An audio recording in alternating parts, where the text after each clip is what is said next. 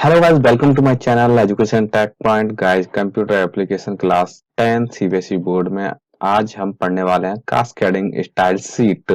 ये CSS most important chapter है हमारे कंप्यूटर का। ओके, और इसमें मैं थियरी एंड प्रैक्टिकल दोनों ही कंप्लीट कराऊंगा और वीडियो को मैं एक ही वीडियो में कंप्लीट करने वाला हूँ। एक से ज्यादा पार्ट नहीं बनाऊंगा, बस यही में इसको कंप्लीट कर दूंगा। तो चलिए आज चलते हैं, टॉपिक पर खत्म करते हैं। इंट्रोडक्शन क्या है पूरा, मतलब सीएसएस है क्या, पहले इसको जान लेते हैं। उससे पहले हम इंट्रोडक्शन जानते हैं कि वेबसाइट क्या होती है।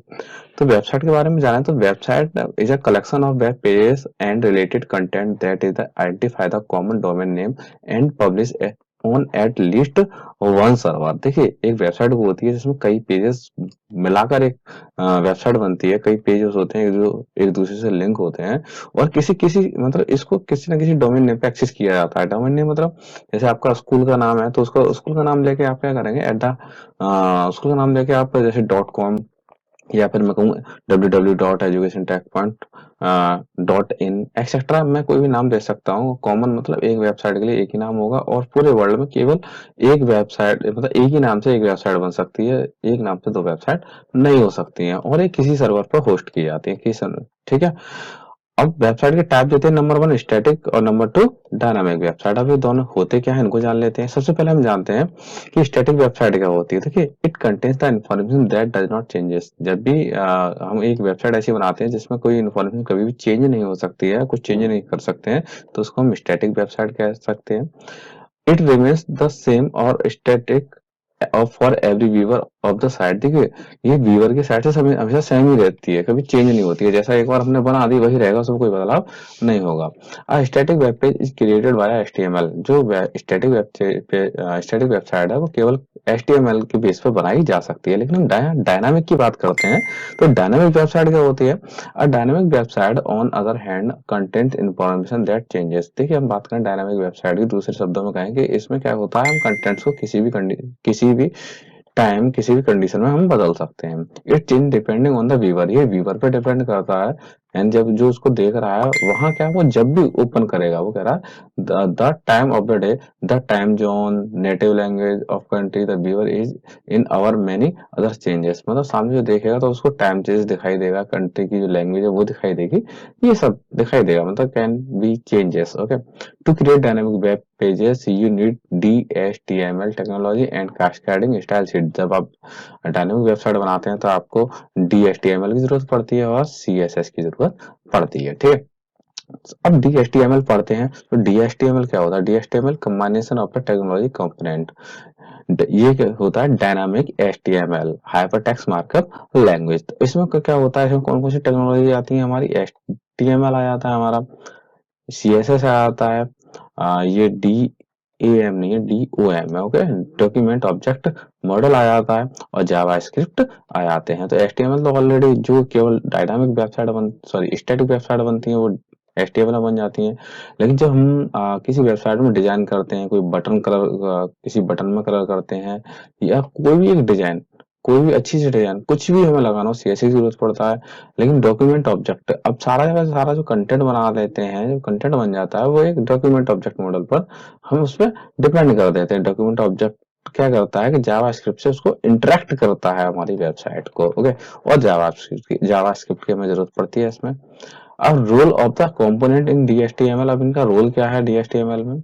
With HTML element we can, sorry कौन लिख गया, ये कैन है। Okay, we can write base structure of a web page. हम क्या वेब स्ट्रक्चर का, वेब पेज का एक स्ट्रक्चर बनाते हैं हम DHTML में, ठीक है। Next, with CSS we can change the style of any HTML। CSS की मदद से क्या करते हैं हम, कुछ भी स्टाइल हम चेंज कर सकते हैं किसी पेजेस में। कोई भी चीज लगानी है, कोई पार्ट हटाना है, कोई भी कंटेंट लिखना है, एक्सेट्रा हम चेंज कर सकते हैं। With DOM we can have a map of on every element in the HTML। ये क्या करता है कि जितना भी हमने डॉक्यूमेंट बनाया है पूरा का उसका एक मैप तैयार कर लेता है। वो किसकी मदद से है, DOM की मदद से। अब जावास्क्रिप्ट क्या करता है, we can access and have operation on the element in the DOM tree, मतलब DOM में जो भी हमारे जितने भी हमारे टैग थे, जैसे कि HTML में बॉडी टैग है, या फिर मैं कहूँ बोल्ड, इटैलिक, अंडरलाइन, मतलब कई सारे टैग हैं, सबको क्या करता है वो एक DOM स्क्रिप्ट में, मतलब DOM में ले लेता है, एक मॉडल में ले लेता है, और वो जावास्क्रिप्ट के थ्रू इंटरेक्ट करके उसको एक्सेस कराता है। ठीक है। कस्टमाइजेशन, इन्फॉर्मेशन को कस्टमाइज कर सकते हैं, चेंज कर सकते हैं। नेक्स्ट है व्हाट इज CSS। अब आते हैं अपने CSS वाले पॉइंट पे, CSS होता क्या है। ठीक है। तो the full form of CSS cascading. देखिए यहाँ पर प्रोनाउंसिएशन हमारा कास्केडिंग और कैस्केडिंग दोनों ही है। ठीक है। तो cascading style it is enabled by the browser and specially designed to the distinguish the document content from the report appearance। ये स्पेशली किसके लिए बनाया जाता है कि एक अच्छा लुक देने के लिए, या फिर मैं अच्छी डिजाइन देने के लिए किसी ब्राउजर पे CSS का यूज किया जाता है। It explains how to show HTML on display, यानी जो HTML हमने कोडिंग की है, जो भी कंटेंट डाला है, वो डिस्प्ले पे कैसे दिखाई देगा। देखो आपने एक चीज देखी होगी कि आप अगर बड़ी स्क्रीन पे देख रहे हैं तो भी आपको कंटेंट वैसे ही दिख रहा है, और आप मोबाइल की स्क्रीन पे देख रहे हैं तो भी कंटेंट आपको वैसा ही दिख रहा है। तो ये किसकी मदद से है? ये सिर्फ मदद जो है वो है CSS की मदद से, क्योंकि इसका हम साइज भी अकॉर्डिंग टू डिवाइस चेंज हो जाता है हमारा CSS की हेल्प से। For web designers it is a powerful tool to adjust the design and control the web pages and demonstrate how they should be viewed। मतलब ये कैसे दिखाई देगा, ये किसके कारण है, क्यों है, वो CSS की वजह से है। अब इसकी हम बात करें बेनिफिट की, एडवांटेज की, तो बात करेंगे pages downloaded faster sometime by as much as 50%। ये जो पेज होते हैं वो आपको, यानी नॉर्मली स्टैटिक वेबसाइट में थोड़ा स्लो हो सकता है, लेकिन CSS की वजह से क्या होता है, वेबसाइट फास्ट चलती है। Developers have to less code, इसमें कोड लेस हो जाता है। वो कैसे बताएंगे कि क्या कोड कैसे लेस होगा, आगे बताएंगे। कोडिंग थोड़ी कम करनी पड़ती है CSS में। And the web page are shorter and neater. The look of the site is kept consistent throughout all the pages. That work of the page style sheet, and after that updating your design and general site maintenance are made much easier, and errors caused by the editing multiple HTML pages occur the far less often। देखिए सीधी सी बात है कि जब coding कम हो जाएगी तो errors भी और कुछ गलतियां भी ढूंढना आसान हो जाएगा, और गलतियां भी कम होती हैं। कम लिखोगे तो ज्यादा से ज्यादा क्या होगा, कम ही गलतियां आएंगी। तो ये किसके बेनिफिट्स हैं, हमारे CSS के बेनिफिट्स हो जाते हैं। अब यहाँ पे आता है हमारा CSS कितने टाइप का होता है, 3 टाइप का होता है। नंबर 1 हमारा CSS होगा इनलाइन सीट। इनलाइन सीट कैसा होता है, इनलाइन सीट आता है embedded right with in the HTML code the they effect. देखिए इनलाइन क्या करता है कि जो हमारे टैग होते हैं उन्हीं के अंदर हम स्टाइल टैग लगा के हम डिजाइनिंग, मतलब उसमें एट्रीब्यूट लगाते हैं अकॉर्डिंग टू नीड, कैसे उसको डिजाइन, उसका कैसे कलर करना है, तो इनलाइन सीट कहलाएगा। मैं प्रैक्टिकली आपको बताने वाला हूँ। तो प्रैक्टिकली क्या, the following example set the text colour of the H1 element of the blue and H2 element to green. देखिए मैं इसको कोडिंग क्लियर पहले बता दूं कि मैं एक वेबसाइट या एक पेज बना रहा हूँ, जिसमें क्या किया है कि मैंने इन लाइन में क्या हुआ है, इन लाइन में ये मैंने क्या लिया है, एक टैग लिया है H1। ठीक है। उसका एट्रीब्यूट लिया है स्टाइल, तथा उसकी वैल्यू हमने ली है कलर ब्लू। तो इससे क्या हो गया कि जो भी हेडिंग हमारी ब्लू हो गई है।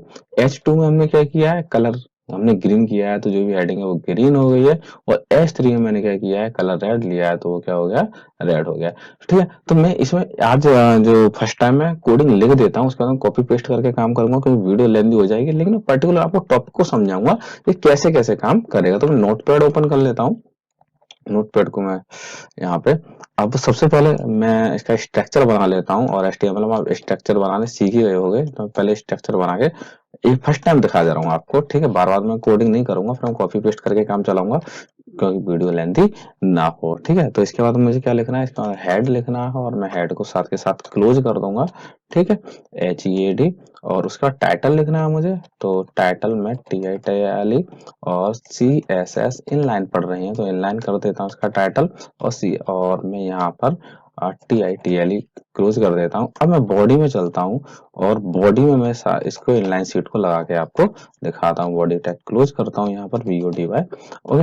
अब यहाँ पे हम बात करते हैं, मैंने H1 यहाँ पे लगाया है, और H1 में मैंने लिख दिया यहाँ पे अ ब्लू HEADI हेडिंग, और H1 को मैंने क्लोज कर दिया यहाँ पर।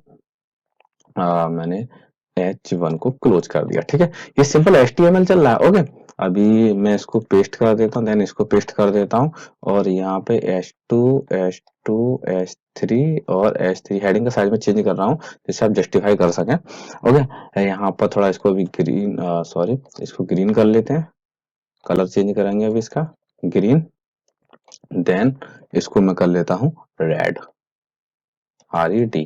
फाइल में जाता हूँ, सेव करता हूँ या कंट्रोल S करता हूँ सेव, और मैं डेस्कटॉप पर फाइल में डेस्कटॉप पर फोल्डर बना हुआ है CSS का, और इस फाइल को मैं किसी भी नाम से सेव करता हूँ। मैं क्लास 10th के नाम से सेव कर देता हूँ इसको, मैं क्लास 10th और .html के नाम से इसको मैं सेव करूंगा, HTML, और मैं इसको कर देता हूँ सेव। देन मैं इस फाइल को रन कराता हूँ।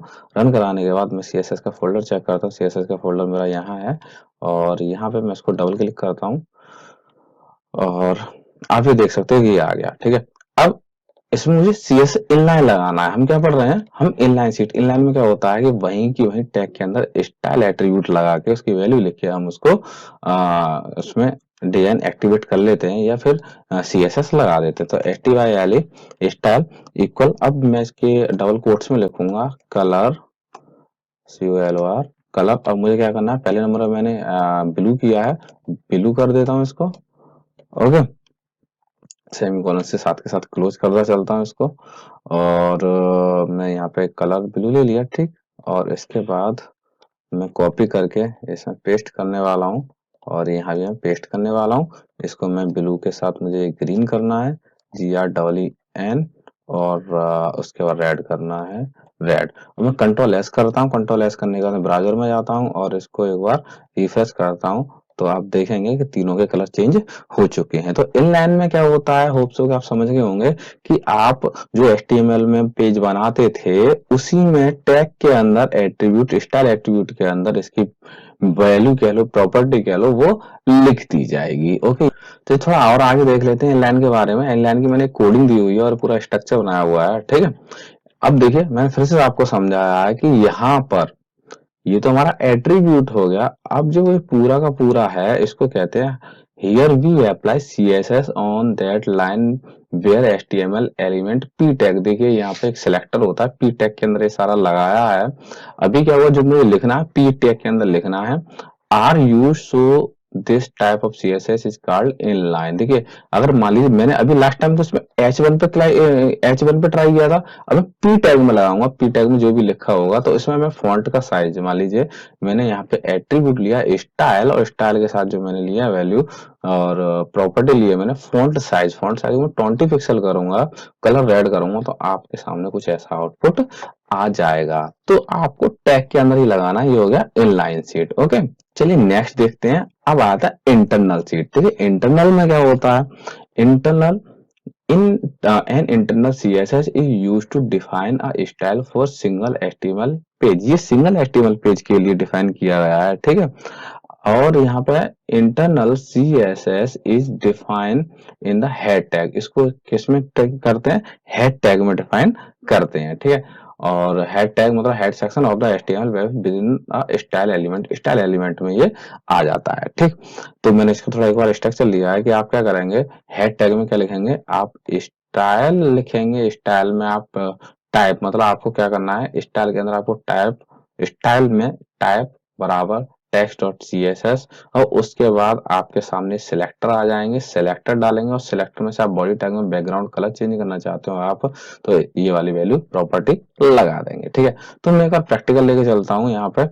तो यहाँ पे सबसे पहले किस किस को क्या क्या क्या कहा है कि बॉडी टैग। बॉडी टैग क्या होता है, बॉडी टैग जिसमें आप पूरा का पूरा अपना पेज बनाया बॉडी टैग। अगर आप चाहते हैं बॉडी टैग में अगर आप बैकग्राउंड कलर चेंज करना चाहते हैं तो सिलेक्टर में क्या कर देंगे कि आप कर्ली ब्रेसेस लगाएंगे, कर्ली ब्रेसेस में आप उसकी प्रॉपर्टी लिख देंगे और बैकग्राउंड लगा के आप पूरा का पूरा कलर चेंज कर देंगे, मतलब आप इसका एट्रीब्यूट, एट्रीब्यूट में वैल्यू लगा देंगे। ठीक है, अगर पी टैग में लगाना चाहता है तो कलर एट्रीब्यूट लिखेंगे और उसका कलर चेंज करेंगे। ठीक है, और उसका फॉन्ट साइज चेंज करना चाहते हैं तो आप क्या करेंगे, फॉन्ट साइज लिख के 18 पिक्सल कर देंगे। ठीक है, प्रॉपर्टी की बात करें तो सारी प्रॉपर्टी हो जाती है हमारी, बैकग्राउंड प्रॉपर्टी कह लो या कलर प्रॉपर्टी कह लो। वैल्यू की बात करें तो इसकी वैल्यू हो जाती है। तो आप क्या समझे कि ये सिलेक्टर होता है, ये हमारी प्रॉपर्टी होती है, ठीक है, ये प्रॉपर्टी है और ये क्या है, हमारी वैल्यू है। होप सो कि समझ में आया होगा, ठीक है।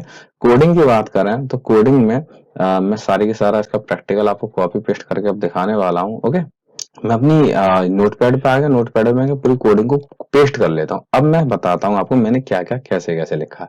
देखिए अभी मैंने क्या किया कि नॉर्मली जो मुझे लिखना था मैं उसको हटा देता हूँ, जो सीएसएस का पार्ट है मैं उसको यहाँ से हटा देता हूँ, ठीक है, कंट्रोल एक्स कर देता हूँ। अब नॉर्मली देखिए आपको पेज ये एचटीएमएल का दिख रहा है, जिससे मैंने क्या किया कि H1 के अंदर हेडिंग लिखी है, पी टैग के अंदर मैंने कोई मैटर लिखा है, ठीक है।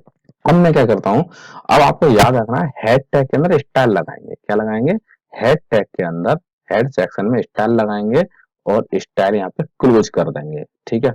अब उसके अंदर आपको क्या करना है, उसके अंदर आपको सिलेक्टर जैसे H1 में क्या अप्लाई करना है, H1 में आपको अप्लाई करना है प्रॉपर्टी कलर, मतलब H1 का कलर ब्लू हो जाए, फॉन्ट स्टाइल आपका कैसा हो जाए, अपेक्स हो जाए, फॉन्ट साइज क्या हो जाए, 300% हो जाए, और पी में जो हमने लिखा है दिस इज पैराग्राफ वो क्या हो जाए, उसका कलर रेड हो जाए, फॉन्ट फैमिली कोरियर हो जाए और फॉन्ट साइज 200% हो जाए। लेकिन ये हम किसकी बात कर रहे हैं, इंटरनल सीएसएस की बात कर रहे हैं, फाइल सीएसएस में ही सेव, सॉरी फाइल हमारी डॉट एचटीएमएल के नाम से ही सेव होगी। चलिए मैं इसको एक बार कंट्रोल एस कर देता हूँ, इसको मैं फिर से बता दे रहा हूँ। इंटरनल में हेड सेक्शन के अंदर आप क्या करेंगे, स्टाइल लगाएंगे, स्टाइल टैग मैंने यहाँ लगाया, क्लोज कर दिया है, और जिसके अंदर लगाना H1 में अप्लाई करना है तो यहाँ पे सिलेक्टर H1 लिखेंगे, कर्ली ब्रेसेस लगाएंगे, कर्ली ब्रेसेस क्लोज होगा, उसके अंदर आप प्रॉपर्टी लिखेंगे और उसकी वैल्यू लिखेंगे, तो ये सारा का सारा अप्लाई किस पे हो जाएगा, ये सारा सारा अप्लाई दिस इज हेडिंग पर अप्लाई हो जाएगा। ओके, देन वही पी टैग पे अप्लाई करना है तो वहीं से आप फिर से सिलेक्टर पी लेंगे, और पी सिलेक्टर करने के बाद आपका क्या करेंगे, पूरा का पूरा जो आपको यहाँ पे प्रॉपर्टी लगानी वैल्यू लगानी है वो लगा देंगे और रन करा देंगे। मैं इसको कंट्रोल एस करूंगा, कंट्रोल एस करने के बाद आप इसको रिफ्रेश करेंगे तो आप देख सकते हैं हेडिंग ब्लू कलर की। देखिए यहाँ पे हेडिंग मैंने कैसे ली थी, ब्लू ली थी, ब्लू की जगह मैं यहाँ पे येलो ले लेता हूँ, येलो, तो यहाँ पे आप समझ जाओगे कि मैं यहाँ पे ये वर्क कर रहा है, मैंने येलो ले लिया, ठीक है। यहाँ मेरा क्या है, फॉन्ट साइज मैंने पी टैग में 200 लिया है, इसको 500 ले लेता हूँ, 500 पिक्सल। तो यहाँ पे देखते हो 500 पिक्सल में इसका साइज कितना बड़ा हो जाए, कंट्रोल एस करता हूँ, 500 पिक्सल में इसका साइज बड़ा हो गया। देखिए मैं क्या कर रहा हूँ, सिर्फ मैंने हेड टैग में स्टाइल लेके मैंने यहाँ पे ये अप्लाई कर दिया है, ये हो गया हमारा internal style seat. Hope so आपको ये टॉपिक समझ में आया होगा। चलिए आगे चलते हैं, तो आपका ये आउटपुट हो गया। अब बात करते हैं एक्सटर्नल सीएसएस की। एक्सटर्नल सीएसएस क्या होता है, an external style sheet is use to define the style for many HTML page. देखिए मैंने क्या एचटीएमएल में कई पेज बनाए, 1 2 3 4, ठीक है, और इसमें मैंने सब में किसी में पी टैग का पी टैग है, ठीक है, या फिर बॉडी टैग है, या फिर कोई भी, मतलब मैं हर एक में लगाए हैं। अब क्या करूंगा मैं, इन सब में मुझे क्या चाहता हूँ कि इन सब में मुझे कलर चेंज हो जाए, लेकिन अब सब में मैं अलग अलग कलर चेंज करूंगा तो मुझे लगेगा टाइम। इसके लिए मैं एक और पेज बना लूंगा नोटपैड पर, उस पर मैं पी, यहाँ पर पी सिलेक्टर लेके क्या करूंगा, जो भी हमारी प्रॉपर्टी वैल्यू होती है वो मैं लगा दूंगा, और वो क्या हो जाएगी, वो सब पर अप्लाई हो जाएगी, ठीक है। प्रैक्टिकल का दिखाऊंगा अभी, वो जितने पेज बनाऊंगा वो सब पर अप्लाई एक बार में हो जाएगी। इससे क्या होता है, हमारे समय की बचत होती है, टाइम की बचत होती है, ठीक है। चलिए आगे चलते हैं। To use an external style sheet, add a link to it in the head section of each HTML. तो मैंने बताया था यहाँ पे मैं 3 4 पेज बना लिए, ठीक है। अब यहाँ पे मैंने जो डिजाइन बनानी है उसका पेज बना लिया। अब मुझे क्या करना है, हेड सेक्शन से मुझे क्या करना है, इनको अटैच करना है, इनको लिंक करना है, तो ये लिंक करेंगे हेड सेक्शन में। नेक्स्ट है, the external style sheet can be written in any text editor. इसको किसी भी टेक्स्ट एडिटर में हम लिख सकते हैं। HTML code and must be saved with CSS. जब भी हम ये काम करेंगे तब हम उस फाइल को डॉट सीएसएस के नाम से सेव कर देंगे। ओके, तो यहाँ पे मैंने फाइल 1 ले लिया, फाइल 1 के अंदर कोडिंग ले लिया, फाइल 2 है, फाइल 2 के अंदर मैं कोडिंग ले लिया, ठीक है। चलिए मैं इसका एक प्रैक्टिकल करता हूँ और मैं आपको ये करके दिखा देता हूँ, जिससे क्या होगा कि आपको ये आसान हो जाएगा। अभी मैं इस प्रैक्टिकल में बताया मैंने कि यहाँ पर मैंने फाइल ली है, उसमें मैंने H1 लिया है, हेडिंग ली है, उसके अंदर पी टैग लिया है, ठीक है, पैराग्राफ लिया है। अब मुझे क्या करना है कि एक दूसरी शीट बनाई है, उस शीट में जहां जहां H1 लिखा हुआ है उस H1 में ये अप्लाई हो जाए, जहां जहां पी लिखा हुआ है वो यहाँ पर अप्लाई हो जाए, ठीक है, मतलब एक्सटर्नल के तौर पे, ठीक है। और उसके बाद क्या करते हैं हम, हेड सेक्शन में ही क्या करते हैं, हेड सेक्शन में ही हम लिख देते हैं लिंक रिलेटिव आरईएल, और बराबर लगाते हैं और डबल कोट्स में स्टाइल शीट जैसा है वैसा लिख देंगे। इस टाइप में tx डॉट text और स्लैश css लिख देंगे।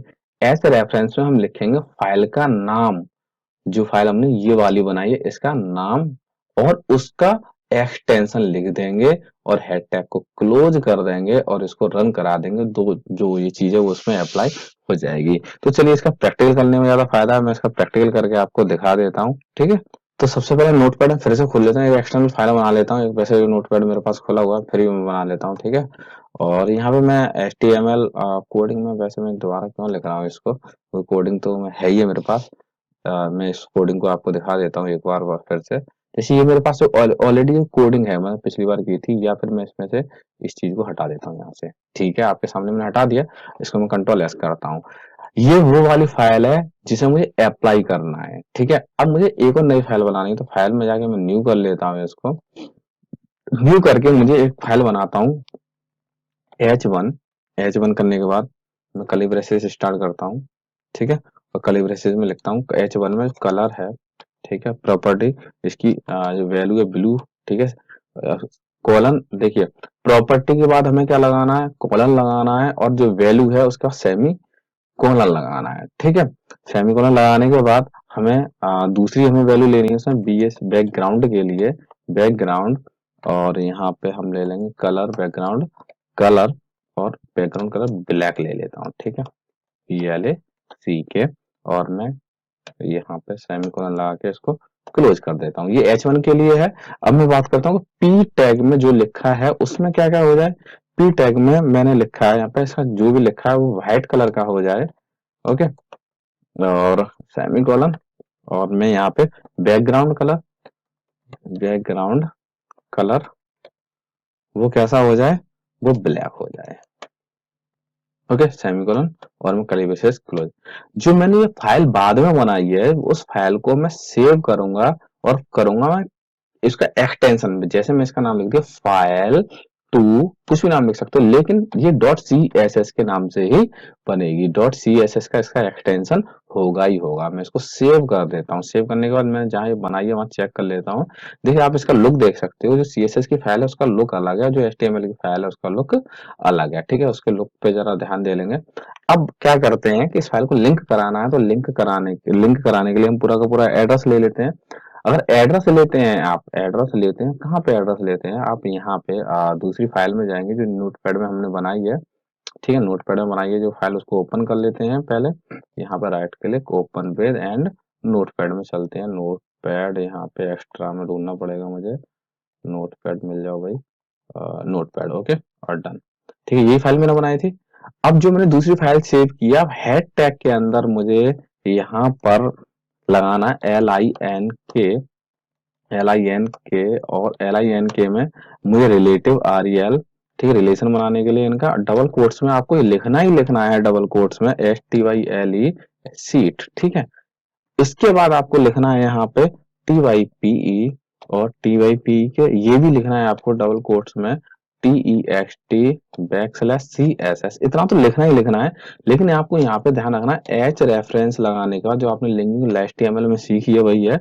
आपको फाइल का नाम देना है। फाइल का मैंने लिया फाइल, मैंने क्या फाइल का नाम लिया था, मैं खुद भूल गया। फाइल 2 के नाम से, देखिए यहाँ पे फाइल 2 के नाम से फाइल है, ठीक है। फाइल 2 के नाम से लेता हूँ मैं, फाइल 2 पर एक्सटेंशन में लिखा था .CSS, ठीक है। अब मैं इस फाइल को क्या करता हूँ, सेव करता हूँ, ओके। तो फाइल को फाइल में गया और मैंने इसको सेव किया। सेव करने के बाद मैं अपने ब्राउजर में गया और इसको मैंने रन कराया। रन कराने के बाद ये अप्लाई हो चुका है। अब मैं क्या करता हूँ कि देखिए जी दूसरी फाइल जो CSS की बनाई थी, फाइल 2 आप यहाँ पे देख सकते हैं, फाइल 2 है। इसमें अगर मैं चेंज करता हूँ, इसका कलर अगर मैं जो ये ब्लू है इसको येलो लेता हूँ, ठीक है, येलो, कंट्रोल एस, तो ऑटोमेटिक जो सीट है उसमें ऑटोमेटिक यहाँ पे येलो कलर हो जाएगा। तो ये हो गया हमारा एक्सटर्नल शीट। मीन टू से मैं फिर से एक बार रिवाइज कर दे रहा हूँ। एक एक्सटर्नल शीट के लिए, एक्सटर्नल स्टाइल शीट के लिए पहले आप पहले एक एचटीएमएल की फाइल बनाएंगे। एचटीएमएल फाइल में आपको जो लिखना है वो लिख लेंगे, ठीक है। फिर एक नई फाइल बनाएंगे।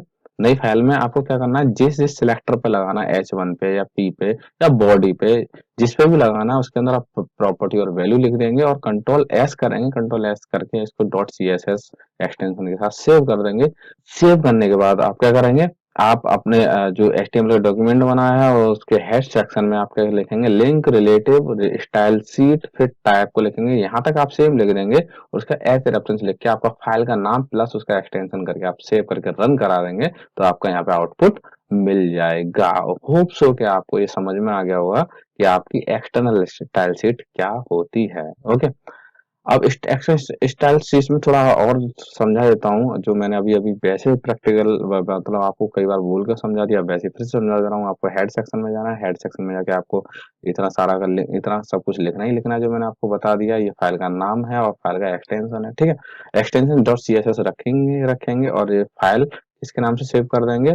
मैंने जो अभी क्लास 10th के नाम से सेव किया है वो सॉरी, मैंने इसमें नाम क्लास 10th लिखा है, वैसे मैंने अभी फाइल के नाम से सेव की थी, आई थिंक फाइल 2 के नाम से सेव की थी। ओके, और H1 सिलेक्टर में हमने ये प्रॉपर्टी वैल्यू लगाई थी और P1 सिलेक्टर में, ओ सॉरी, P में हमने ये प्रॉपर्टी वैल्यू लगाई थी और अप्लाई कर दिया था। अप्लाई करने के बाद यहाँ पे आपको आउटपुट मिल गया था। तो ठीक है, सिलेक्टर ये हो जाता है हमारा। प्रॉपर्टी हमारी ये बैकग्राउंड प्रॉपर्टी होती है, येलो प्रॉपर्टी हो जाती है और क्या हो जाता है, वैल्यू हमारी ये इसके सामने जो लिखते हैं वो वैल्यू हो जाती है। ओके, तो आपको ये चीज समझ में आ गई होप।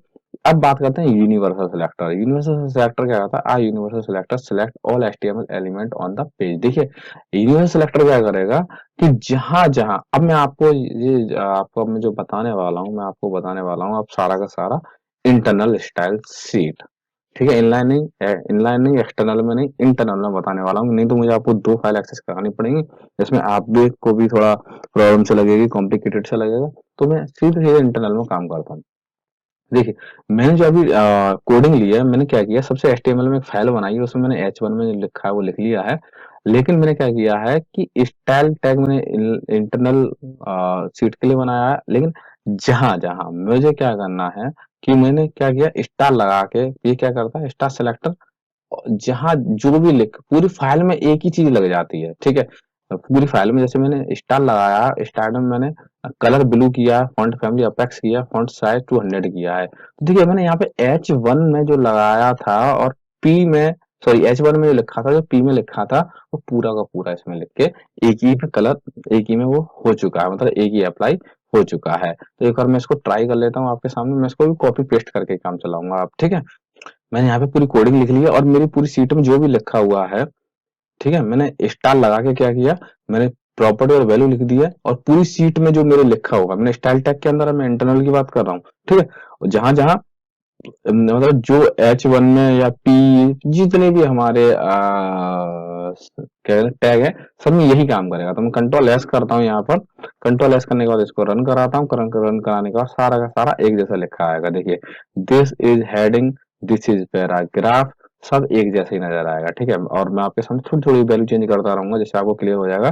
फॉन्ट साइज में 100 कर देता हूँ और कलर मैं इसमें पिंक कर देता हूँ। ओके, कंट्रोल एस करता हूँ तो पूरी की पूरी पेज पे जो लिखा हुआ है वो सारा का सारा एक साथ चेंज हो जाएगा। ये होता है हमारा क्या चीज, यूनिवर्सल सेलेक्टर। ओके, जो पूरे पेज पर एक बार अप्लाई कर दे, पूरे पेज पर पूरे पेज को एक ही बार में चेंज कर सकता है। This is the universal selector. अब उसके बाद आता है हमारा कलर्स एंड बैकग्राउंड। अब यहाँ पे हम पढ़ते जाएंगे एक एक करके प्रॉपर्टी, सबके प्रॉपर्टी प्रॉपर्टी रह गई, पूरा चैप्टर प्रॉपर्टी में ही निकल जाएगा, ठीक है। तो चलिए आगे प्रॉपर्टी करना, पूरा प्रॉपर्टी चालू करते हैं। तो बैकग्राउंड क्या करता है, the CSS background property are use to add the background effect for element. किसी भी एलिमेंट पर अगर बैकग्राउंड कलर चेंज करना है तो हमारा क्या काम करेगा, बैकग्राउंड कलर काम करेगा। ओके, देन कोडिंग में मैंने क्या किया, कोडिंग में कुछ भी लिया हुआ मैं वहीं के भी आपके साथ जो मैंने ऑलरेडी वहां पे लिखा हुआ है वो साथ के साथ मुझे यहाँ पे जो लिखा हुआ है, जो हम बॉडी जो भी प्रॉपर्टी की बात कर रहे हैं उस प्रॉपर्टी को लिखते जाएंगे, ठीक है। तो साथ मैं इसका प्रैक्टिकल करके दिखा देता हूँ आपको। तो चलते हैं और मैं चला गया यहाँ पे, ठीक है। तो मैं किस पे मुझे काम करना है, बॉडी पे काम करना है। तो यहाँ पे मैं क्या करूंगा, बॉडी लिखूंगा और बॉडी पर मुझे बैकग्राउंड, देखिए सबको मैं हटा देता हूँ और यहाँ पे लिखता हूँ बैकग्राउंड, BACKGROUND। बैकग्राउंड का क्या चेंज करना है, कलर चेंज करना है और मुझे कलर करना है मुझे light blue, LIGHTBLUE। Control S के मैं इसको क्या करता हूँ, मैं इसको रिफ्रेश करता हूँ, ये बैकग्राउंड हमारा लाइट ब्लू हो गया है। ओके, चलिए अब टेक्स्ट कलर के बारे में बात हैं। टेक्स्ट कलर में क्या है, in the previous section we learn to add background. अभी हमने बैकग्राउंड कलर चेंज करना सीखा था, अब हम इसमें सीखेंगे हम कि अगर हमारा इसमें बॉडी में कुछ लिखा हुआ टेक्स्ट कलर कैसे चेंज करेंगे। तो टेक्स्ट कलर चेंज करने के लिए आपको क्या कराना है, आपको प्रॉपर्टी यूज करनी है कलर, ठीक है। उसकी वैल्यू आपकी कोई भी आप देना चाहते हो वो दे सकते हो, ठीक है। तो मैंने वही किया है, प्रॉपर्टी ली है और वैल्यू दी है। तो इसका प्रैक्टिकली मैं आपको यहाँ पे दिखा देता हूँ। प्रैक्टिकली क्या किया है मैंने, यहाँ पर बॉडी का कलर, बॉडी में जो भी लिखा हुआ है, हालांकि ये सारा पार्ट बॉडी में ही लिखा हुआ है, लेकिन बॉडी में मैं स्पेशल वर्ड किया है कि बॉडी में मैं जो भी लिखा हुआ वो ग्रीन हो जाए, लेकिन मैं साथ के साथ चाहता हूँ बॉडी में अगर H1 में जो लिखा हुआ है वो रेड हो जाए, ठीक है। तो वो रेड हो जाएगा, तो मैं इसको रन कराऊंगा, तो जो बॉडी में जो लिखा हुआ है मतलब वो ग्रीन हो जाएगा, और जो H1 में लिखा हुआ, सॉरी बॉडी में लिखा है वो ग्रीन हो जाएगा, H1 में रेड हो जाएगा, ठीक है। तो मैं कंट्रोल एस करके इसको, ये ऑलरेडी किया हुआ है, ठीक है। तो बॉडी में हमारा ये भी लिखा हुआ है, ये भी लिखा हुआ है, लेकिन मैंने सेपरेट मैंने क्या किया, H1 में रेड दिया था, तो H1 की हेडिंग रेड हो गई है। ओके, तो चलिए नेक्स्ट चलते हैं, कोशिश करते रहिएगा। अब बात करते हैं बैकग्राउंड प्रॉपर्टीज की। बैकग्राउंड प्रॉपर्टी में हम क्या है, this element of CSS use to set the background style for an element. Element पे हमने क्या बैकग्राउंड स्टाइल लगा सकते हैं, कौन कौन से लगा सकते हैं, यहाँ पे कई प्रकार के दिए हैं। It has many property that allow us to make change more appealing. Following is a list of property use to define. मैंने यहाँ पे एक लिस्ट दे रहा हूँ, तो लिस्ट में क्या है, हमारा बैकग्राउंड कलर भी चेंज करना है, इमेज लगानी है, रिपीट बैकग्राउंड जो हमने इमेज लगाई है वो रिपीटेशन का हमें दिखाना है यहाँ पर, और इसके साथ साथ आ जाता है बैकग्राउंड पोजीशन। बैकग्राउंड पोजीशन क्या रहेगी, बैकग्राउंड इमेज। तो बैकग्राउंड की बात करता हूँ, तो background image property specify an image to use as the background of an element. By default the image is repeated so it covers the entire element. देखिए मैं एक यहाँ पर मुझे क्या बैकग्राउंड में एक इमेज लगानी है, ठीक है। बैकग्राउंड इमेज लगाने के लिए मैंने क्या किया, सब तो CSS ने किया। मीन टू से बॉडी में मैंने बॉडी में बैकग्राउंड मैंने प्रॉपर्टी लिखी है, प्रॉपर्टी इमेज, और उसके अंदर मैंने वैल्यू है, और उसके अंदर मुझे क्या करना है, वैल्यू का मतलब URL लिखना है आपको, और उसके अंदर जो भी आपने फाइल बनाई है उस फाइल को नाम दे देना है, और उसके बाद आपको रन करा के देख लेना है, जैसे मैंने यहाँ पे किया है। यहाँ पे क्या किया है मैंने, बॉडी में मैंने ये पूरा का पूरा लिख दिया है, और उसके बाद ये लिखने के बाद मैंने फाइल का जो मेरा बैकग्राउंड है वो इस तरीके से हो जाएगा। तो मैं एक बार बैकग्राउंड जो मैंने लिया है, एक अजीब प्रकार का बैकग्राउंड लिया, मैं डबल क्लिक करके यहाँ पे दिखा देता हूँ।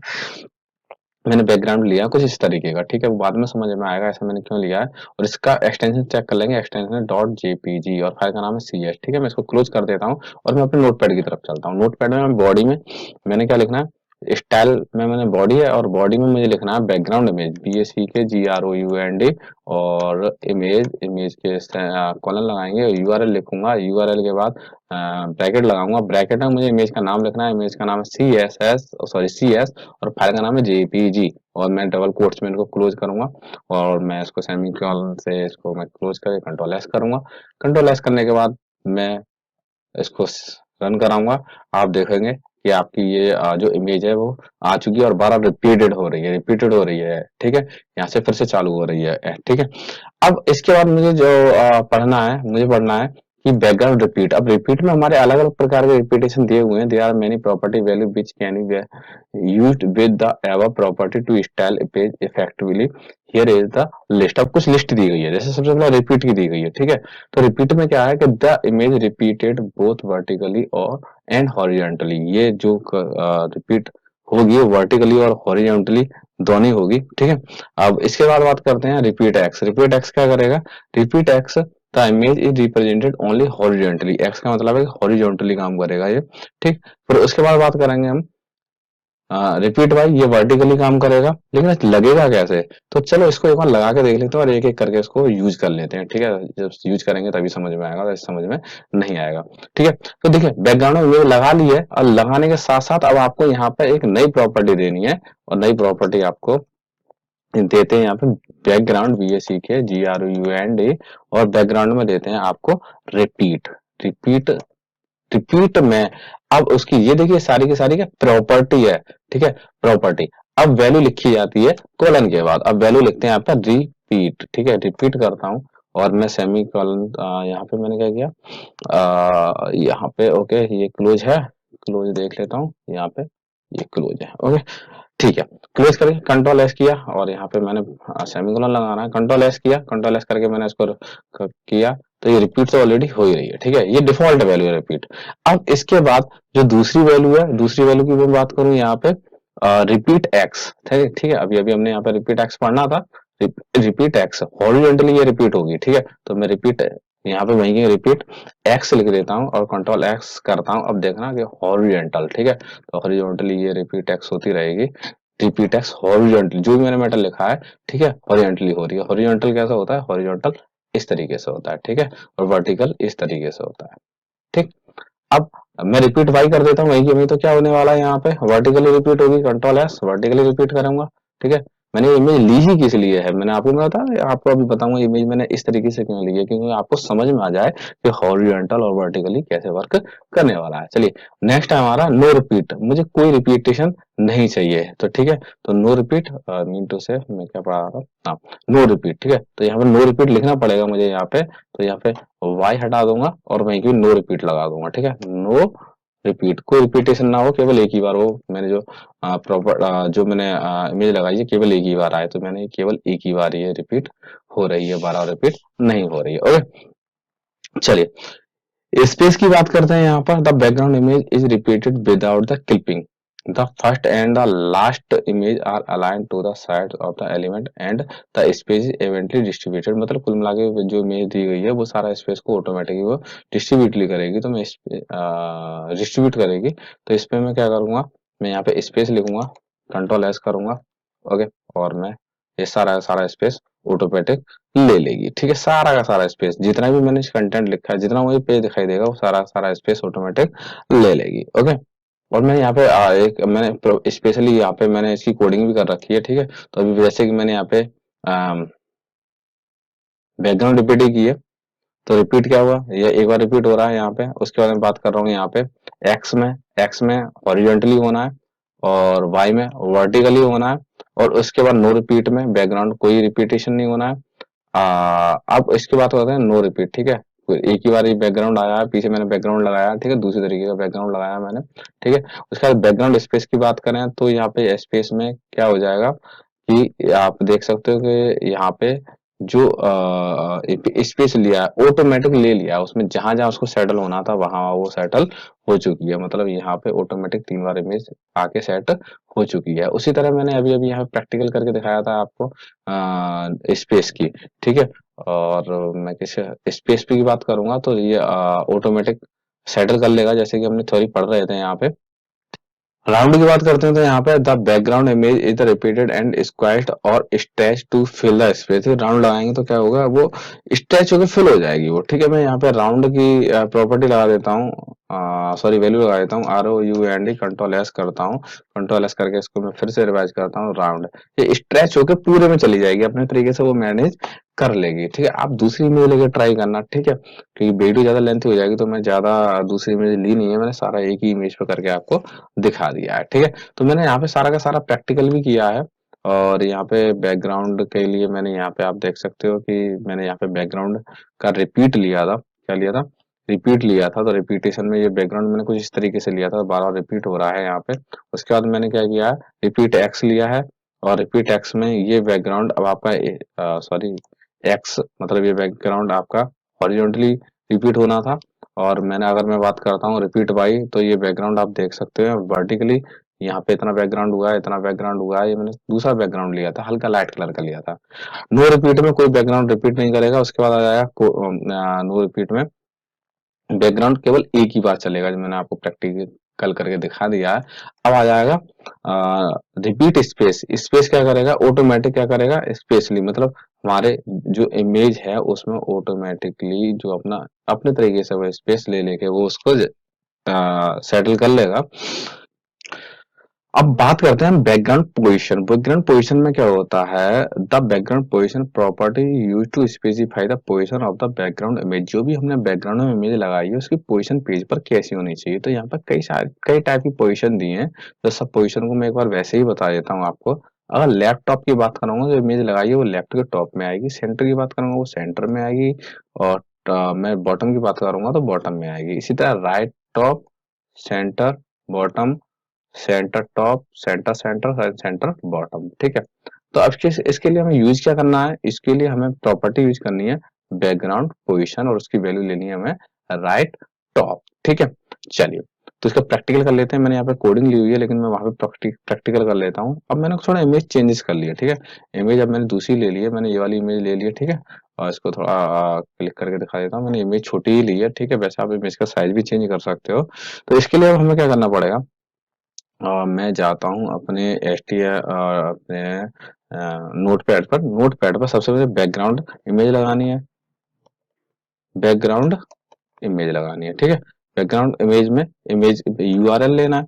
यूआरएल लेने के बाद डबल कोट्स में मुझे लिखना है, यहाँ पर डबल कोट्स में लिखेंगे हम फाइल का नाम THUMB और एक्सटेंशन JPG, ठीक है।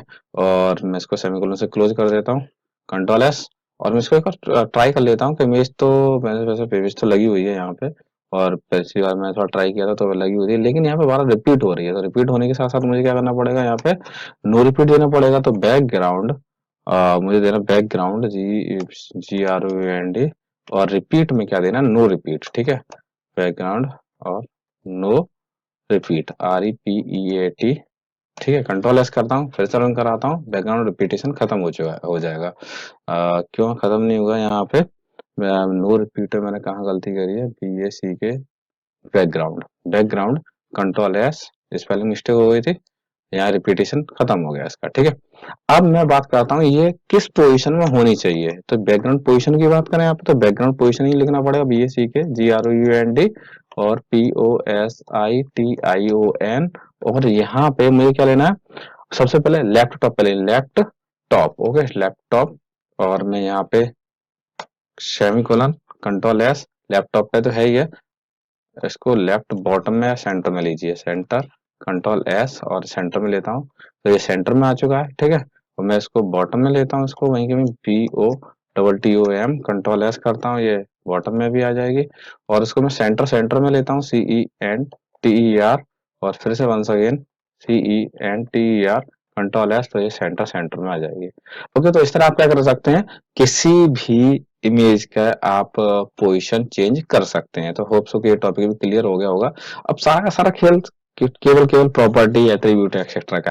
अब बात करते हैं प्रॉपर्टी रिलेटेड टू फॉन्ट, मतलब फॉन्ट का यहाँ स्टाइल बदलने वाली बात आ रही है। तो यहाँ पे font properties facilitate to setting and appearance of individual character in a line of text. मतलब क्या करेगा फॉन्ट फैमिली, क्या करेगा कि जो अभी टेक्स्ट है, कैरेक्टर है, उसको कैसे अपेयर करना है, कैसे सामने वाले को दिखाई देगा, उसके लिए यूज किया जाएगा। लेकिन यहाँ पे अलग अलग फॉन्ट फैमिली क्या करेगा, स्टाइल क्या करेगा, साइज क्या करेगा, वेरिएंट क्या करेगा, और वेट क्या करेगा। तो इन सबके बारे में हम इंडिविजुअली पढ़ने वाले हैं यहाँ पे। तो सबसे पहले हम फॉन्ट फैमिली की बात करने वाले हैं, ठीक है। फॉन्ट फैमिली क्या करेगा, font family.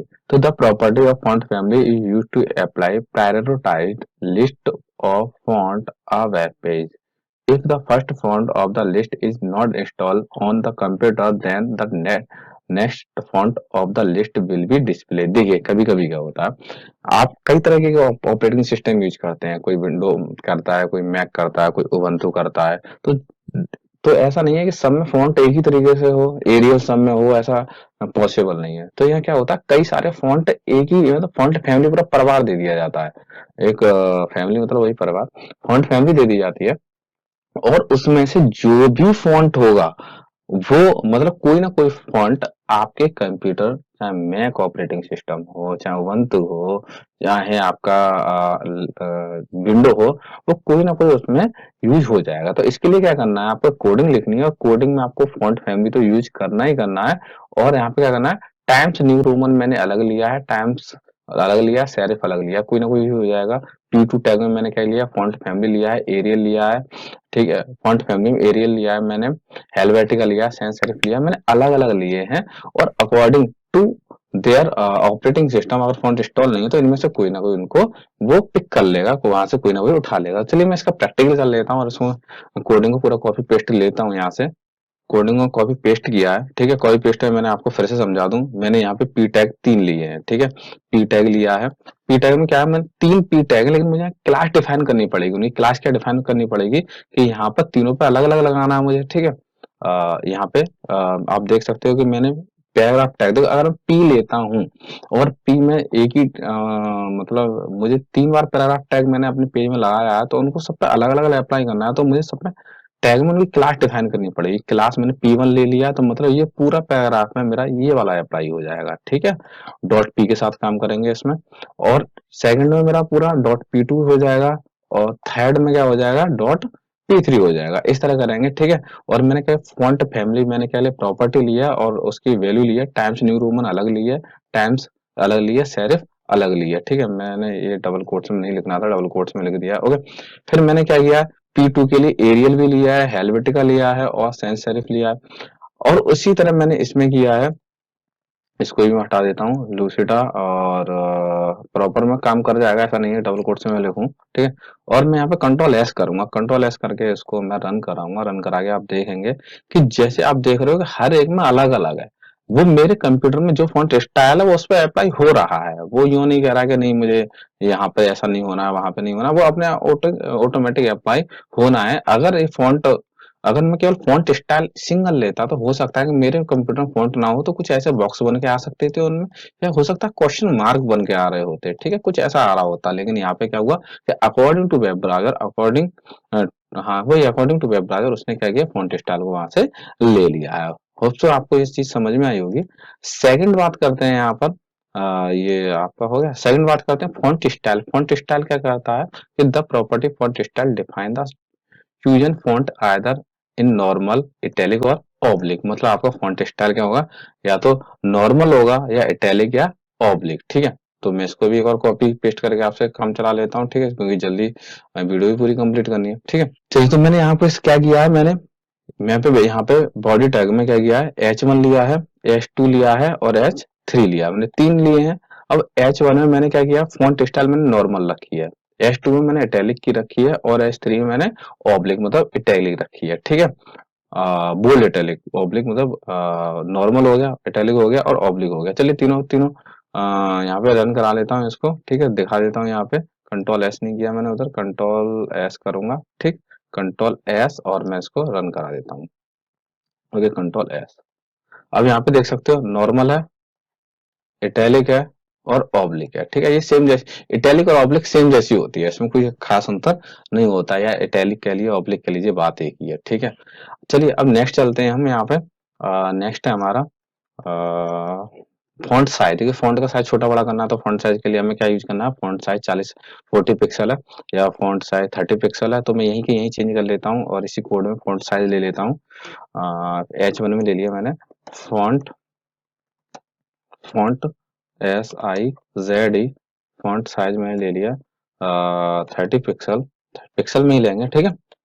और मैंने यहाँ पे एच में 30 ले लिया, यहाँ पे मैं 40 ले लेता हूँ वहीं के वहीं, और यहाँ मैं 50 ले लेता हूँ यहीं के यहीं, ठीक है।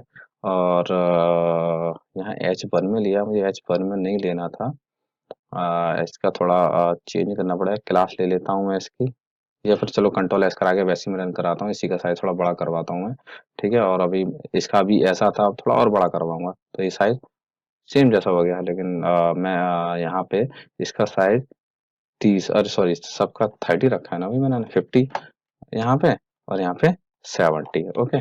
तो मैं 70 कंट्रोल है। अब देखिए इसका फाइंड ऑटो फाइल, इसका font style, sorry font size automatic change हो गया, 30, 50, 70, ओके, फॉन्ट स्टाइल चेंज हो गया। चलिए नेक्स्ट चलते हैं। स्टाइल में फॉन्ट साइज में थोड़ा गलत, फॉन्ट वेरिएंट, फॉन्ट वेरिएंट की बात करेंगे। This property is use to select normal और स्मॉल कैप्स। ये फॉन्ट, ये क्या करता है कि जो आपने लिखा हुआ है तो नॉर्मल रहेगा या स्मॉल कैप्स में रहेगा। Variant of a font, a small caps font display the small of size. ये क्या करता है, फॉन्ट का साइज स्मॉलर रखता है, कैपिटलाइज्ड लेटर रखता है, और इंस्टेड ऑफ लोअर केस, मतलब लोअर केस में नहीं आते हैं, लोअर केस में नहीं आते हैं, लेकिन जो हमारा नॉर्मल केस है नॉर्मल से छोटा रखता है, इसके लिए हम यूज करते हैं फॉन्ट वेरिएंट स्मॉल कैप्स। ठीक है, तो मैं इसको रन करा के दिखाता हूँ आपको। मैंने यहाँ पे क्या किया, पूरे प्रोग्राम को ले लिया, मैंने क्या किया, H1, H1 में जो भी लिखा है मुझे क्या लिखना है, वो फॉन्ट वेरिएंट मैंने क्या लिया, प्रॉपर्टी लिया और उसकी मैंने वैल्यू ली है स्मॉल कैप्स।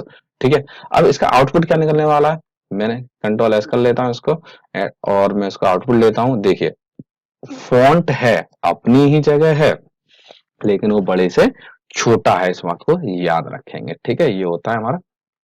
नेक्स्ट हमारा फॉन्ट वेरिएंट हो गया। अब बात करें फॉन्ट वेट की। This property describe how bold और heavy a font should be presented, यानी बोल्ड है और हैवी मुझे क्या दिखाना है।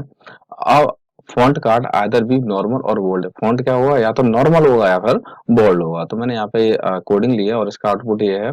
ठीक है, और यहाँ पे मैं इसको दो ही तरीके से लेता हूँ, या तो कि जो हमारा H1 है या तो वो लाइटर रहे, नॉर्मल रहे, या फिर वो बोल्ड हो जाए। तो मैं कंट्रोल एस करके इसको रन कराऊंगा, और रन कराने के बाद आप देख सकते हो या तो ये नॉर्मल जैसा है वैसा रहे, या फिर वो थोड़ा सा बोल्ड हो जाए, ये इसके लिए यूज हो जाता है। ठीक है, चलिए अब टेक्स्ट प्रॉपर्टी की बात करते हैं। टेक्स्ट प्रॉपर्टी क्या कहलाती है, the property basically control the appearance of the text on the web page. Web page पे इसका कंट्रोल दिखाना है कि टेक्स्ट है उसका अलाइन कैसा होना चाहिए, इंडेंट करना चाहिए, डेकोरेशन क्या होना चाहिए, ट्रांसफॉर्मेशन और स्पेसिंग और वर्ड स्पेस का होना चाहिए, लाइन और लाइन का होना चाहिए, कलर क्या होना चाहिए। तो चलिए इसको यूज करते हैं और टेक्स्ट के लिए। तो टेक्स्ट अलाइन का क्या होता है, this property can either be align to the left, to the right और सेंटर, मतलब जो आपने टेक्स्ट लिखा है वो लेफ्ट में रहे, सेंटर में रहे, या फिर राइट में रहे। तो ठीक है, मैंने यहाँ पे H1 H2 H3 तीन हेडिंग ली थी, और वो लेफ्ट सेंटर राइट तीनों मैंने करके यहाँ पे आउटपुट दिया है। तो चलिए मैं इसका प्रैक्टिकली आपको बता देता हूँ। नोटपैड में मैं आ चुका हूँ, और नोटपैड में मैंने यहाँ पे तीनों हेडिंग लिख ली है। ठीक है, और यहाँ पे मैंने अलाइन किया है, पहली हेडिंग का मैंने राइट में किया, दूसरी टैक्स अलाइन, देखिए यहाँ प्रॉपर्टी टैक्स अलाइन लगेगी, इस बात को याद रखना, मैं प्रॉपर्टी टैक्स अलाइन ही काम करेगी, सेंटर और टैक्स अलाइन लेफ्ट। ठीक है, मैं कंट्रोल एस करके इसको रन कराता हूँ।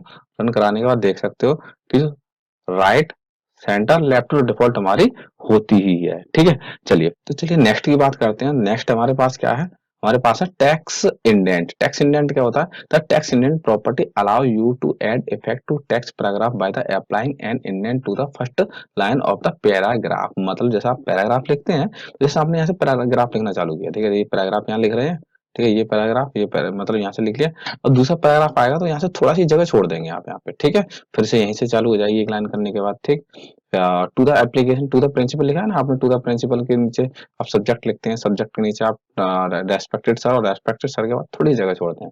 अब जैसे यहाँ पे पैराग्राफ आपने चेंज किया, तो यहाँ पे अगली लाइन यहाँ से लिखेंगे, तो इसके लिए इसको यूज किया जाता है, तो इसके लिए टेक्स्ट इंडेंट यूज किया जाएगा। अब कितना है छोड़ना है, तो यहाँ पे आपको जैसे मैंने यहाँ पे H1 में दिखाया कि 30 पिक्सल छोड़ना है, और P में मैंने 50 पिक्सल करके दिखाया है। तो चलिए ठीक है, मैं इसका प्रैक्टिकल कर लेता हूँ एक बार। इसका आउटपुट भी मैंने आपको सामने दिखाया है कि यहाँ पर मैंने क्या 30 पिक्सल छोड़ा, तो एक पेज से यहाँ से पेज स्टार्ट होता है, वो इधर 30 पिक्सल छूट गया है, 50 पिक्सल छोड़ा है, तो यहाँ पे 50 पिक्सल थोड़ा और आगे तक छूट गया है। ठीक है, तो मैं यहाँ पे प्रैक्टिकल कर लेता हूँ इसका। मैंने नोटपैड पे इसकी कोडिंग पूरी लिख ली है, और कोडिंग में मैंने वही जो मैं आपको बताया था इंडेंट ले लिया मैंने, प्रॉपर्टी लेने के बाद मैंने इसकी वैल्यू ले लिया। ठीक है, और मैं इसको रन कराता हूँ, कंट्रोल एस किया, कंट्रोल एस करने के बाद मैं अपने वेब ब्राउजर पे गया और मैंने इसको रन कराया। कंट्रोल क्या हुआ, control S and web browser, one second run. देखिए हमारा पेज स्टार्ट कहाँ से था, यहाँ से स्टार्ट था। अब मैंने यहाँ पे 30 पिक्सल लिया, इतना छूट गया, 50 लिया, इतना लिया। चलिए फिर से प्रैक्टिकल, थोड़ा प्रैक्टिकल में थोड़ा चेंज कर लेते हैं। यहाँ पे मैं 20 लेता हूँ, और यहाँ पे मैं 60 लेता हूँ, कंट्रोल एस करता हूँ, और कंट्रोल एस रिप्रेस करता हूँ। देखिए ये थोड़ा लेफ्ट चला गया, और ये थोड़ा राइट चला गया। ठीक है, होप सो कि आपको समझ में आ गया होगा। नेक्स्ट है हमारा text decoration. Text decoration property makes it the possible to add the different decoration text line, under line, overline and strike। थोड़ा देखिए आपको टेक्स्ट डेकोरेशन चाहिए। टेक्स्ट डेकोरेशन में आप क्या करते हो कि आपके टेक्स्ट पे लाइन क्या आनी चाहिए, या तो टेक्स्ट के ऊपर आए, या फिर टेक्स्ट के नीचे आए, या टेक्स्ट के बीच बीच में आए, स्ट्राइक थ्रू बोलते हैं इसको। ठीक है, तो इसके लिए आपको प्रॉपर्टी यूज करनी है, कौन सी यूज करनी है, टेक्स्ट डेकोरेशन। ठीक है, तो टेक्स्ट डेकोरेशन की बात करें तो यहीं के यहीं अप्लाई कर देते हैं, जो मैंने तीन लिखा है ना, मुझे पूरा का पूरा H1 H2 H3 करना पड़ेगा। चलिए मैं कर देता हूँ इसको। तो चलिए मैंने यहाँ पे ले लिया है H1 मैंने क्या लिया है H1 में जो लाइन ऊपर आनी है मैंने ओवर लाइन लिया है, लाइन अंडर में आनी अंडर लाइन लिया है और लाइन थ्रो मतलब टेक्स्ट में ये हमारी वैल्यू आ जाती है लाइन थ्रो मतलब बीच में लाइन आ जाएगी मीन टू से यहाँ लाइन ऊपर आ जाएगी, यहाँ लाइन अंडरलाइन हो जाएगी और यहाँ बीचा बीच में इसके आ जाएगी। ठीक है, बस यही करना है। चलिए इसको कंट्रोल एस करा के रन करा देता हूँ। रन कराने के बाद ये देखिए ये आपकी ऊपर नीचे और बीच में। ओके, होप सो कि अभी आपका क्लियर हो गया होगा। चलिए आगे चलते हैं। नेक्स्ट हमारा ट्रांसफॉर्मेशन। देखिए ट्रांसफॉर्मेशन क्या रहना चाहिए इसका, तो the text transformation property control capitalisation, ये कैपिटलाइजेशन को कंट्रोल करती है of the text. You can choose the capital upper case और लोअर केस। देखिए जब हम ट्रांसफॉर्म की बात करें तो अगर हमने हर एक वर्ड को कैपिटल लिया है, हमने यहाँ पे अगर प्रॉपर्टी में वैल्यू लिया हमारी कैपिटलाइज तो सारे वर्ड हमारे कैपिटल आएंगे। हमने अगर अपर केस लिया है तो हमारा सॉरी मैंने थोड़ा गलत बता दिया। कैपिटलाइज क्या हुआ, कैपिटलाइज में एवरी वर्ड जो हर वर्ड का जो पहला वर्ड है वो कैपिटल आएगा, जैसे दिस का टी, इज का आई, टेक्स्ट का टी। ठीक है, अपर केस में क्या हुआ, सारे टैक्स हमारे कैपिटल में आएंगे और लोअर केस में क्या हुआ, सारे टैक्स हमारे लोअर में आएंगे। चलिए तो इसका भी मैं एक बार इसको रन करा के दिखा देता हूँ आपको। तो मैंने यहाँ पे कोडिंग ले लिया। ठीक है, अब मैं कोडिंग को कंट्रोल एस कराता हूँ और मैंने H1 H2 H3 लिया। ठीक है, और मैं इसको यहीं के यहीं कराता हूँ। तो देखिए आप देख सकते हो कि each word will be capital, all word will be capital and all word will be small। Okay, चलिए नेक्स्ट बात करते हैं हम यहाँ पे। नेक्स्ट हमारा लेटर स्पेसिंग। लेटर स्पेसिंग में आती है जो लेटर पर टू इंडिविजुअल लेटर लिखा है, जैसे ये वाला इंडिविजुअल लेटर लिखा है, इनके बीच में स्पेस कैसा होना चाहिए। ठीक है, तो लेटर स्पेसिंग में हमारा क्या देना, पिक्सल में देना है। लेटर स्पेसिंग में आपको पिक्सल में देना है। ओके, तो यहीं पे लेटर स्पेसिंग जो मैंने कोडिंग चल रही है तो लेटर स्पेसिंग का ही यहीं की यहीं साफ मैटर कर देता हूँ। लेटर स्पेसिंग, ठीक है, LETTER और SPACING। ठीक है, लेटर स्पेसिंग लिख लिया मैंने और यहाँ पे मैंने ले लिया कितने पिक्सल, 3 पिक्सल ले लिया। ठीक है, 3 पिक्सल और यहीं के इसको कॉपी पेस्ट करता चला जाऊंगा।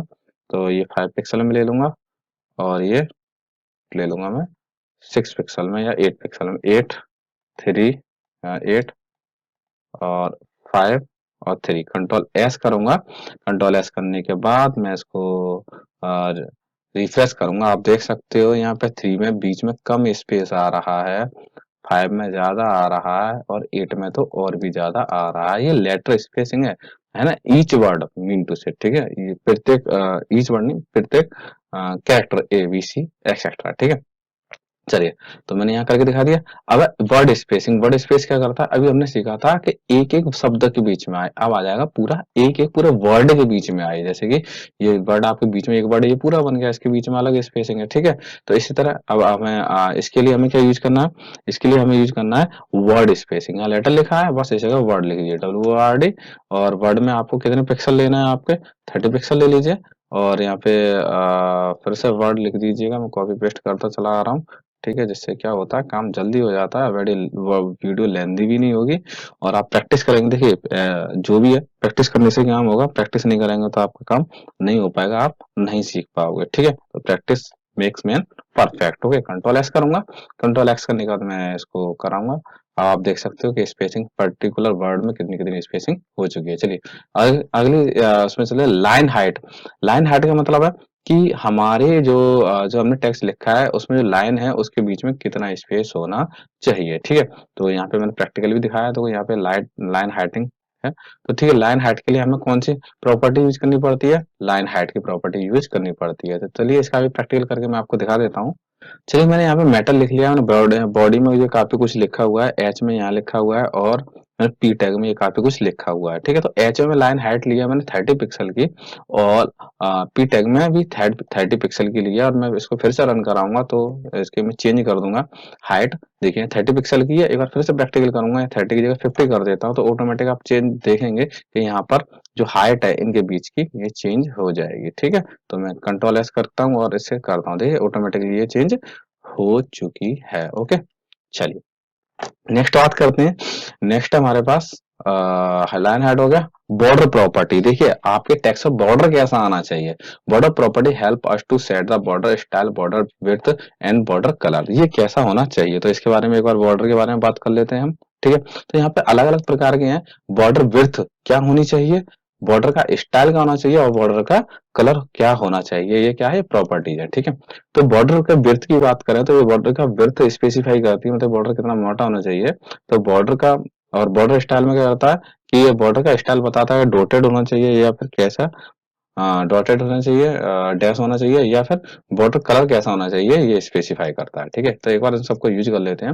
और एक ही में मैंने बॉर्डर यहाँ पे एक ही में यूज किया है, बॉर्डर कलर बॉर्डर लिया है।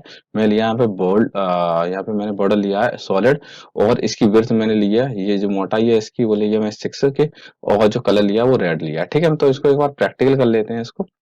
ठीक है, जो टेक्स्ट था वही ले लिया। अब मैंने H1 के अंदर इतना सब कुछ लिख दिया है। H1 का जो बॉर्डर है वो सॉलिड हो जाए, और मैं इसको चेंज करके दिखाऊंगा, अभी क्लियर करेंगे। ठीक है। तो मैं कंट्रोल एस करूंगा, कंट्रोल एस करने के बाद मैं बॉर्डर में जाऊंगा, मतलब मैं अपने ब्राउजर में जाऊंगा, और मैं देख सकता हूँ H1 में लगाया। ठीक है। तो H1 में अभी बॉर्डर का कलर मैं सॉलिड है ना, मैं इसमें डॉटेड करता हूँ, DOTTED डॉटेड कर देता हूँ।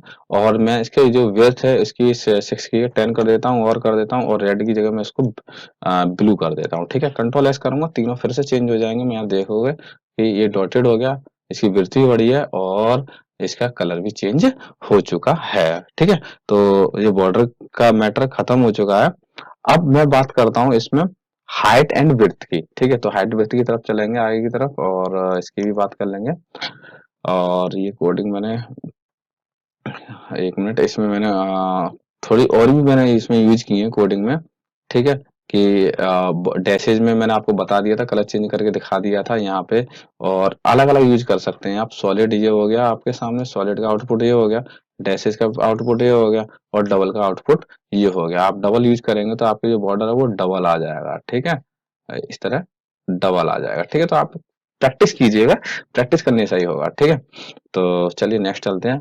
अब हाइट विड्थ की बात करते हैं। तो the height and width property CS are used to set the height or width of web page element corresponding to the height and width of the other element of the web page। तो height width की बात करें कि यहाँ पे text आपने लिखा है, जैसे ये वेब पेज है, इस वेब पेज में मैं टेक्स्ट लिखा है, वो टेक्स्ट कहाँ पे है, पेज तो मेरा ये पूरा है, लेकिन पेज मैंने जो भी लिखा है वो मैंने क्या किया, लेफ्ट में ले लिया है। ठीक है। इसकी मैंने साइज कम कर दिया है। तो जो टेक्स्ट लिखा हुआ है उसको हाइट विड्थ कम ज्यादा करने के लिए इसका यूज किया गया है। ठीक है। तो इसका मैं प्रैक्टिकल कर लेता हूँ।